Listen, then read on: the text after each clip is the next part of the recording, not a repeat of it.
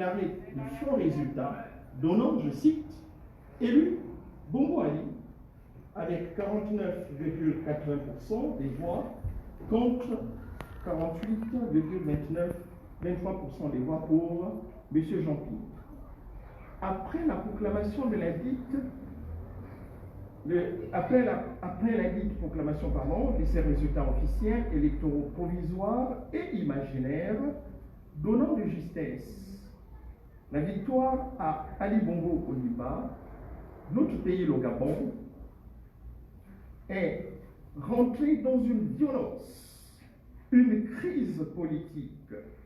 Et le président Jean Ping conteste ces résultats.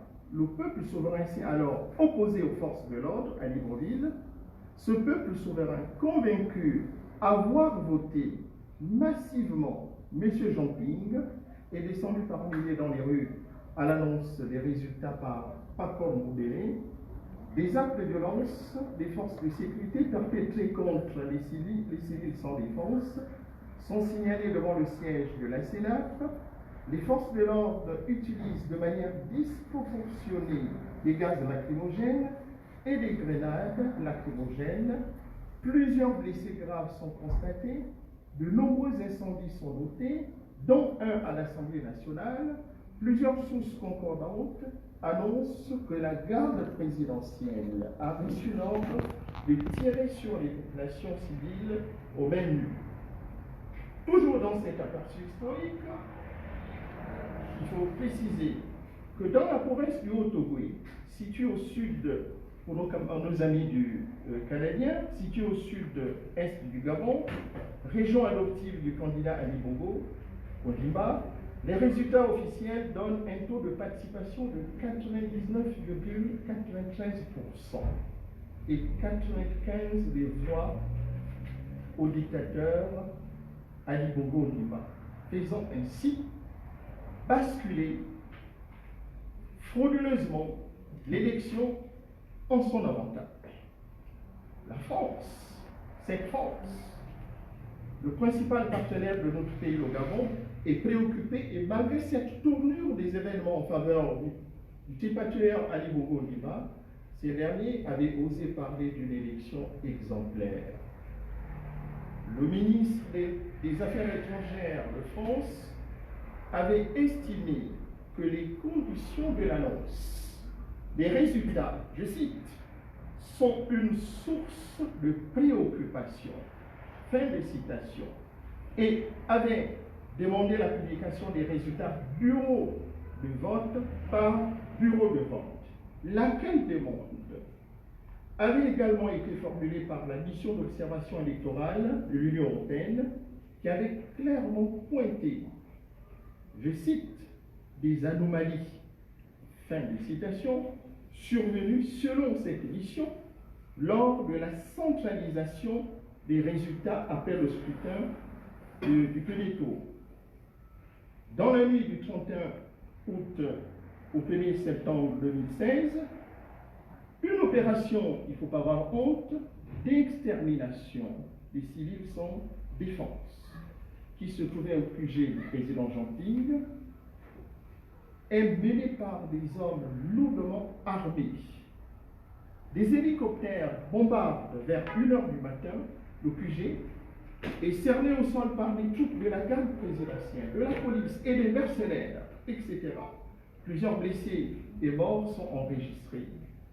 Dans leur élan de barbare, dans leur élan du nazisme, me permettez l'expression, ces hommes lourdement armés et cagoulés habilement soutirent plus de 220 cadavres à mesure que se poursuivait le pogrom contre les civils dont beaucoup semblent avoir été enterrés dans des charniers.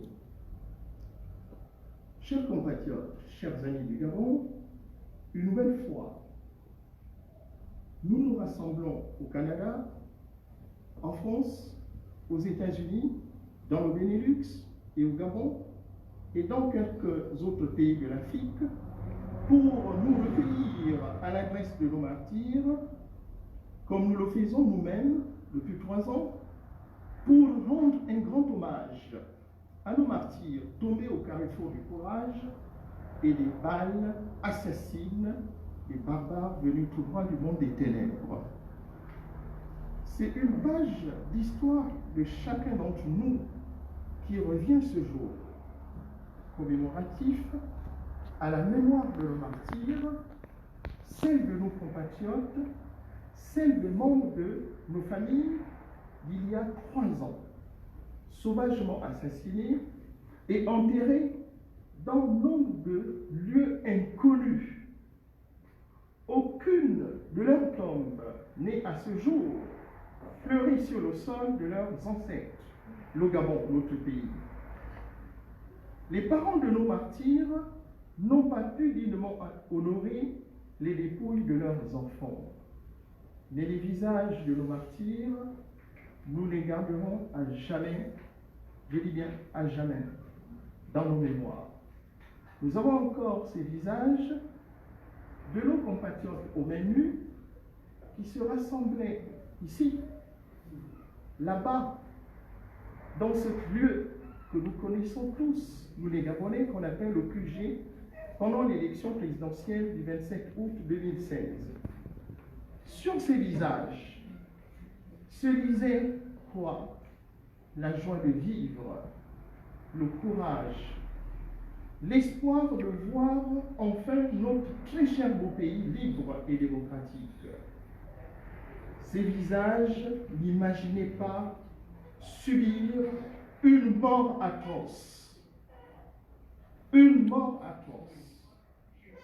Incompréhensible pour nous les êtres humains. Pourquoi nos compatriotes ont-ils été tués? Qu'ont-ils fait pour subir un tel sort? Chers compatriotes, martyrs, de là où vous vous trouvez, sachez bien que nous vous aimons et nous vous aimerons toujours. Beaucoup sont morts jeunes, comme je le disais, et même très jeunes. Comme le disait l'universitaire et homme politique du Burkina Faso, Étienne Traoré, au cours d'une cérémonie rendue à la mémoire des martyrs de l'insurrection populaire des 30 et 31 octobre 2014, je cite, « Vous avez sacrifié vos vies pour que vos compatriotes et les Africains vivent désormais une démocratie vraie en rupture définitive avec sa corruption monarchique et patrimoniale. Au carrefour de votre audace à manifester et des fusils, des lâches ont fauché votre très jeune vie, endeuillant vos parents, vos amis et tous les assoiffés de changement démocratique dans la paix et la justice.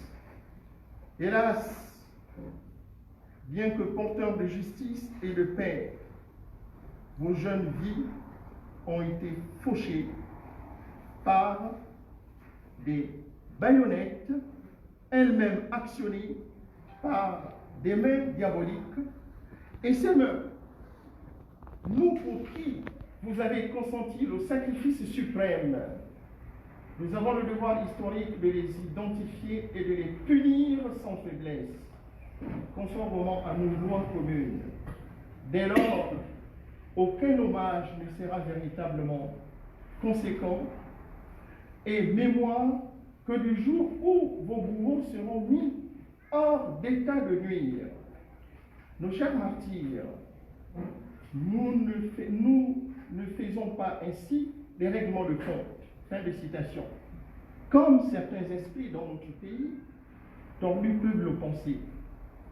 Nous résistantes et résistants de la diaspora de façon générale et de la Convention de la diaspora gabonaise de France de manière singulière, ne cesserons de prier pour nos martyrs. J'ai bien écouté la prière du pasteur ou du prêtre. C'est pasteur, c'est bien ça, le prêtre. En effet, nous croyons à une justice divine sans appel, comme le disait M. Jean-Louis Balinga. Dieu juge et jugera davantage un jour durablement les bourreaux de nos enfants, comme il avait jugé les Chaldéens et Babylone, appelée la Grande. Dieu fait toujours justice. Tôt ou tard, il laisse toujours les hommes accumuler leurs péchés et leurs barbaries contre d'autres hommes jusqu'au jour ultime. Paf! Il frappe. Et il frappera durement. Sans parfois qu'on s'y attende, le moins du monde, les bourreaux de nos enfants, nos neveux, nos pères, nos mères, nos pères, comme je le disais, nos grands-pères, nos grands-mères, ne perdent rien à attendre. Qu'ils continuent allègrement, comme ils l'ont toujours fait, leur travail diabolique et l'asservissement du peuple gabonais. Je suis arrivé un peu en retard, mais j'ai vu qu'il y a eu une exposition qui a été visitée, une exposition bouleversante. Quand je regarde ces images de nos martyrs, ces photos qui sont exposées ici seront marquées du sceau de la liberté et du souvenir des siècles par les générations futures qui les perpétueront ainsi sur leur sacrifice consenti pour notre liberté et la démocratisation de notre pays. Mesdames et messieurs, aujourd'hui, nous résistantes et résistants de France, marchons depuis, s'il vous plaît, 155 jours dans le quartier, l'un des quartiers les plus huppés, les plus cossus de France, qu'on appelle le 16e arrondissement. Et sont plus que jamais déterminés à poursuivre notre combat pour la liberté, pour la démocratie. Nous voulons vous dire autrement que, comme Jean-Louis l'a dit, comme beaucoup dans la salle l'ont si bien dit, comme le président Jean Ping le dit, nous irons jusqu'au bout. Nous irons jusqu'au bout. Nous irons jusqu'au bout. Et le bout du tunnel est là. Nous irons jusqu'au bout. C'est-à-dire, jusque quand notre choix électoral, comme le disait M. Jean-Louis, et comme beaucoup le disent, exprimé largement en faveur du président Jean Ping, soit reconnu non seulement par les instances nationales, mais par les instances internationales. Et je voudrais encore reprendre ce passage de M. Jean-Louis qui m'a impressionné. Les intimidations, les arrestations et les emprisonnements arbitraires, je vais ajouter les politiques d'obstruction de l'occupant, il ne faut pas avoir honte de le lire, n'entameront pas notre volonté à poursuivre notre lutte pour la liberté, la démocratie et l'indépendance de notre pays. Nous sommes sur la voie de Nelson Mandela. Nous sommes sur la voie de Nelson Mandela. Continuons la résistance pour sortir notre pays de l'occupation. Notre pays est occupé. N'ayons pas honte de le dire. Les Français l'ont fait. Ils ont résisté face au nazisme. Notre pays est occupé par des brigands, des barbares venus tout droit du monde éternel. Ils viennent chez nous, ce n'est pas pour participer à la connexion de notre pays dans la modernité, comme on le voit au Canada. Je suis constamment au Canada, en Nouvelle-Écosse, bien à Québec. Quand je vois comment ce pays se transforme, quand je vois comment les Canadiens sont logés, et pourtant c'est un pays de plus de 9 millions de kilomètres carrés. Regardez un peu comment les Canadiens, ces étrangers, vous êtes, beaucoup d'entre vous sont Canadiens. Je discute avec certains Gabonais qui sont Canadiens. Je les vois dans les salles de cours, par exemple, en train de transmettre des connaissances sans faire des calculs. Ils s'investissent pour le Canada. Mais qu'avons-nous fait? Pourquoi ces étrangers, pas tous, la majorité, pourquoi ils viennent chez nous juste pour piller notre pays? Et nous disons que nous n'allons plus accepter cette occupation.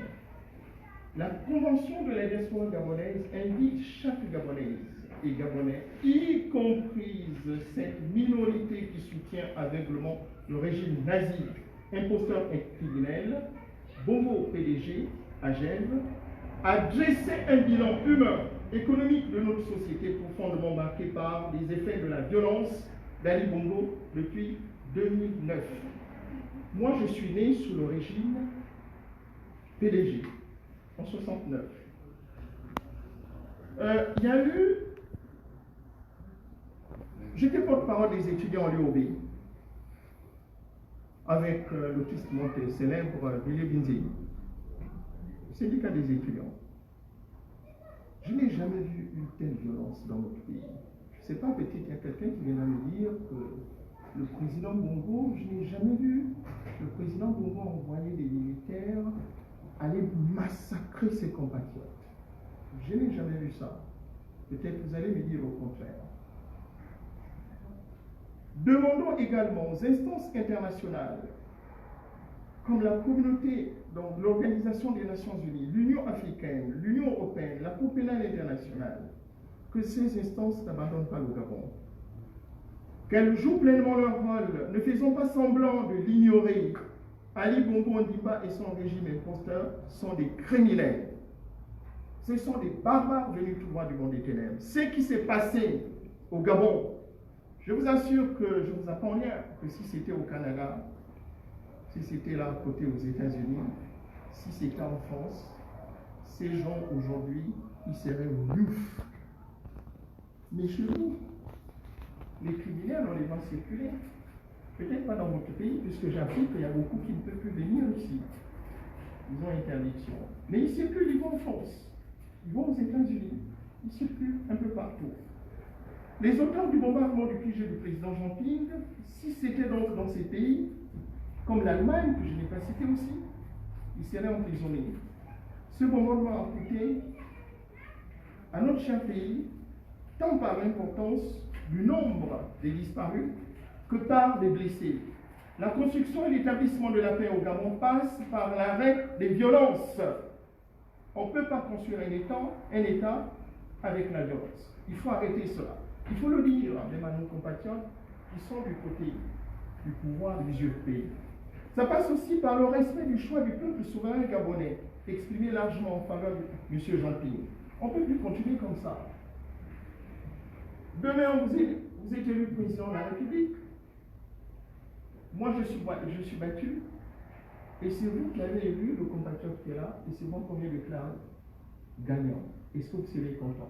Ça n'existe pas dans les pays démocratiques. Pourquoi les gens veulent justifier, défendre ceux qui ont triché? Organiser cette journée, chers compatriotes, de commémoration, tous les 31 août, c'est signifier que le combat contre la dictature concerne tous nos concitoyens. Et peut-être qu'il est un combat contre une tentation humaine dont l'histoire récente démontre que des peuples entiers peuvent y succomber. Au lieu d'emprunter à cette négation de notre humanité, la haine, l'antipatriage, les menaces, les intimidations, etc., nous pouvons choisir le respect d'autrui et de notre être. Et c'est en empruntant ce chemin avec courage et lucidité que nous apaiserons et effacerons les cicatrices, sans oublier, pour œuvrer pour la réconciliation et la paix. Il y aura la réconciliation. Le président Jean Ping, il fera la réconciliation des enfants du Gabon. Il a un modèle dans sa tête. C'est le modèle sud-africain avec Nelson Mandela. Il y aura cette réconciliation. Donc il faut dire à nos frères qui sont de l'autre côté qu'il y aura cette réconciliation. Ce troisième recueillement commémoratif de nos martyrs, je termine, doit être non seulement différent des autres, c'est-à-dire exceptionnel, 3 ans déjà.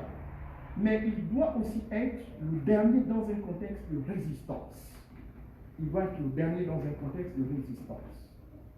Parce que nos martyrs, tués lâchement, gisent toujours et leurs âmes sont errantes. Pour que ces âmes soient libérées, les prochaines commémorations devront se faire dans un Gabon libéré de tous ses criminels. Et vaille que vaille. Peuple gabonais, inscrit de nos ancêtres, la résistance convaincue, l'opposition mobilisée et déterminée doit absolument passer à un niveau supérieur. Car le comportement de M. Brice Laurent Jean-Joseph Fargeon, que vous appelez M. Alianga, c'est ça, Alianga, et ses affidés sont une insulte à la mémoire de ceux qui sont tombés pour notre pays. Ce monsieur qui s'est dit franco-gabonais, nous ne sommes pas contre. Hein. Moi, je vous surprends. Si un Français, un Canadien, un États-Unien accepte de vivre pour la nationalité gabonaise, s'il respecte ce que dit la Constitution, s'il est élu par exemple président de la République, si c'est le choix du peuple, je vais me plier. Mais ce monsieur est un délinquant. Avez-vous déjà vu le directeur de cabinet du Premier ministre canadien se comporter comme on le voit au Gabon? Avez-vous déjà vu le directeur de cabinet du président Emmanuel Macron, la 5e, 6e puissance du monde, se comporter comme on le voit au Gabon? Avez-vous vu le président états-unien donner l'autorisation à son directeur de cabinet aux États-Unis, donc, se comporter de la sorte comme on le voit au Gabon? Pourquoi ces gens nous prennent pour des moutons? Pourquoi? Dites-nous un peu. Le Gabon appartient à qui? Aux Gabonais? Ou bien aux étrangers? Le Gabon appartient à qui? À la France? Le Gabon est une colonie ou bien un État libre? Il faut qu'on le dise. Pour rester passif donc devant un tel mépris de l'État gabonais, une sorte de profanation des tombes de nos martyrs. Et je voudrais vous dire ici, je vous remercie et je vous aime beaucoup. Merci beaucoup.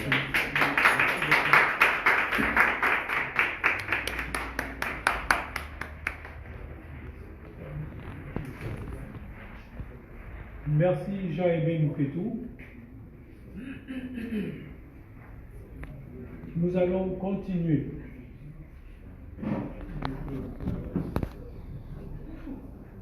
Le prochain intervenant.